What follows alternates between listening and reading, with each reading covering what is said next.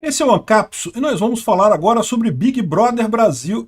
Meu amigo, eu vou falar sobre BBB 23. Eu nem sabia que estava funcionando isso ainda, que ainda estava rolando esse negócio. Aliás, eu não sei se ainda está rolando esse negócio, pode ser que já tenha acabado isso daqui.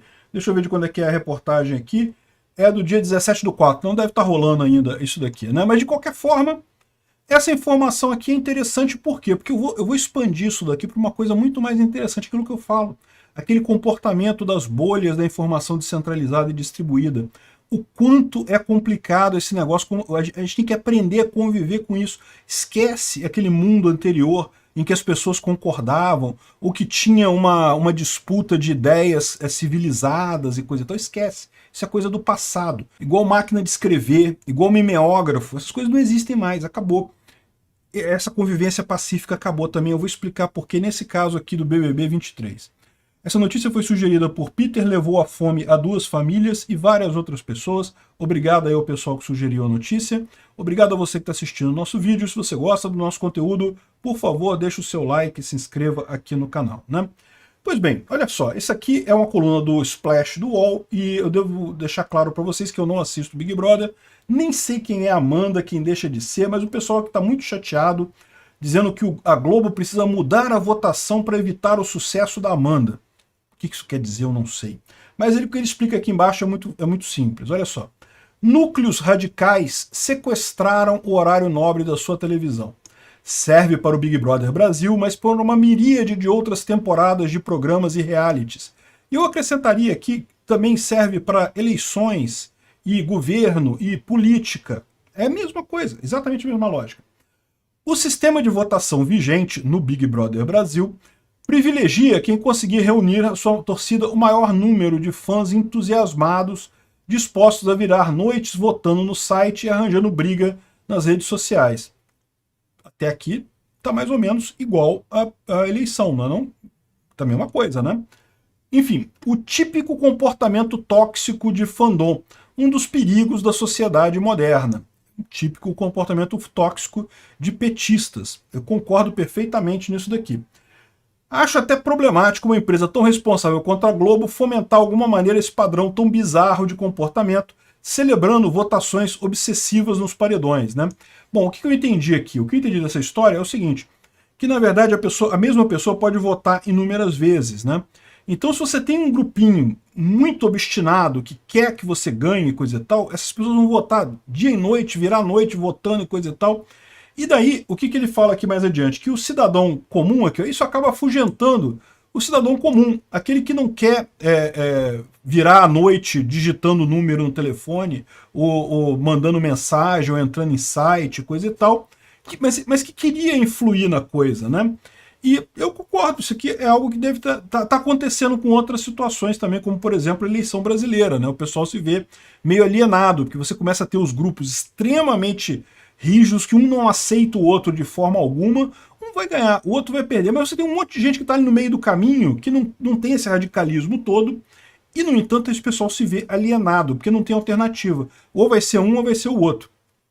Aí olha só, como podemos observar na audiência da atual temporada, pelo que eu entendi, a atual temporada foi uma merda, né? A audiência está muito baixa, ninguém está gostando. Ele está dizendo aqui que isso foi a ressaca do ano passado. Por quê? Porque ano passado teve muito esse comportamento, virou torcidas enormes, o pessoal discutindo, brigando e fazendo inimizade, não sei o que lá, e aí acabava tirando a graça da pessoa normal, da pessoa que não está nesses times ultra sensíveis na história, né? E que tem tempo para gastar com isso, porque no final das contas, né, não tem jeito. Enfim, é curioso falar sobre isso, porque a gente pode falar exatamente o mesmo caso da eleição brasileira, né? Você pode botar ali o pessoal radical e coisa e tal, e eu já expliquei para vocês por que esse fenômeno acontece na informação descentralizada e distribuída. Houve uma época em que você tinha informação centralizada, você tinha meia dúzia de fontes de informação. Assistia o Jornal Nacional, tinha o Jornal o Globo, tinha não sei o que lá, que jornal que você gostava lá, Folha de São Paulo, enfim. Você tinha uma meia dúzia de fontes de informação ali, e as pessoas meio que tinham que se conformar com essas fontes, porque só tinha aquilo ali mesmo, né?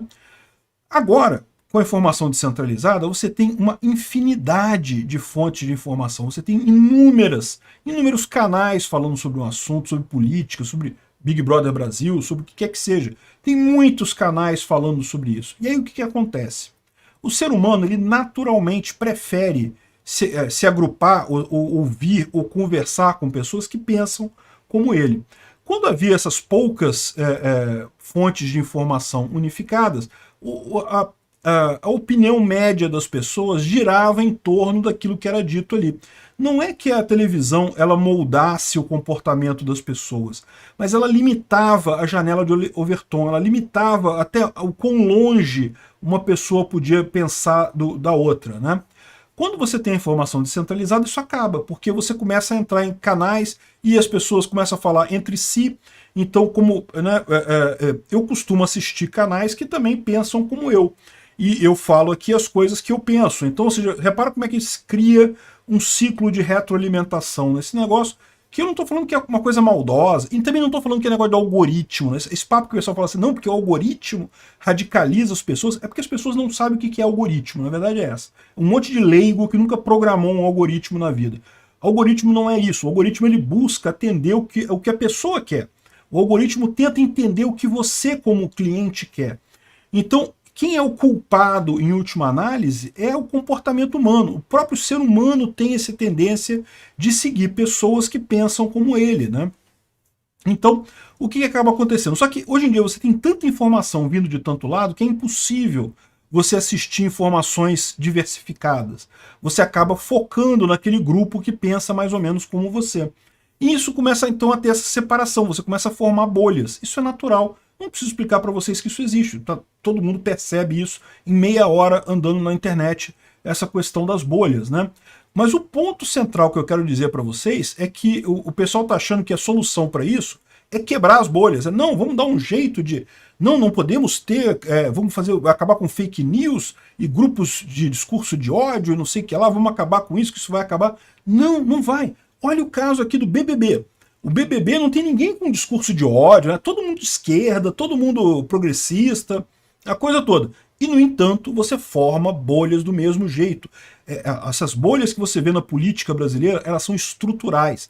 Esquece, nunca mais será como antes. A gente tem que arrumar um jeito de viver daqui para frente com esse tipo de situação. Não adianta querer voltar para... não, mas vamos... parar de fazer o discurso de ódio, aí as pessoas não vão mais votar no Bolsonaro e vão mudar de ideia. Não, isso não vai, esquece, tchau, acabou, esse mundo não existe mais, isso não te pertence mais, acabou agora. E a tendência é piorar, a tendência daqui para frente é cada vez você ter mais bolhas, cada vez mais radicais. Eu chego a dizer para você que vai chegar um momento que a linguagem vai começar a mudar. Já tem um monte de piada interna, você sabe, né? A bolha tal tem uma piada interna, tal que se ela falar para outra bolha, a outra bolha vai entender aquela piada interna, porque é uma coisa realmente interna daquela bolha ali. Daqui a pouco a gente vai chegar num ponto que as pessoas não vão conseguir entender a linguagem umas das outras, vão estar falando com tantas referências e pós-referências internas que a linguagem, o português ou o inglês ou qualquer linguagem que você use, não vai ser capaz mais de ter a comunicação.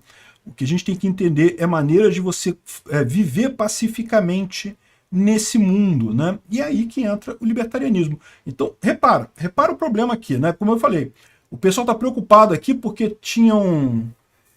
um sistema de votação diferente, evitaria distorções como a hegemonia das desérticas, Amandinha e Bruna, e nem sei quem é Amandinha, quem é Bruna, porque desérticas e eles estão botando a culpa aqui no sistema de votação. Eles querem um sistema de votação que a pessoa, sei lá, só possa votar uma vez, vai botar urna eletrônica para o pessoal votar. Porque a verdade é que na internet, bicho, não tem como você fazer. Como é que você vai evitar que a pessoa vote mais de uma vez na internet? Não tem muito como fazer isso, né? Então, é uma besteira isso daqui. Não tem como resolver isso daqui, né? É o caso que eu estou falando, é o problema que o pessoal tem na política também. Tá todo mundo achando assim, não, a gente tem que dar um jeito de fazer um projeto de fake news para resolver isso e coisa e tal. E esquece, acabou. A informação, quando você começa a ter informação ampla, a coisa muda de fase. A sociedade muda de fase, é uma nova fase, uma nova organização social diferente. Vamos ter que conviver. Pessoas que pensam radicalmente diferente, que sequer conseguem falar uma com a outra, vamos ter que conviver pacificamente no mesmo ambiente. E por que o libertarianismo é o ideal disso daí? Porque o libertarianismo fala justamente dessa situação. você tem uma situação de uma sociedade em que cada pessoa pode, por exemplo, escolher o seu político. Olha só, ao invés de você querer eleger uma pessoa e aí dá 50, alguma coisa por cento, vai para um lado, aí tem que ir todo mundo para aquele mesmo lado, não sei o que lá. Por que que cada um não escolhe o seu presidente? Pronto. Ah, mas como é que vai fazer isso? Não tem lógica. Não, lógico que tem.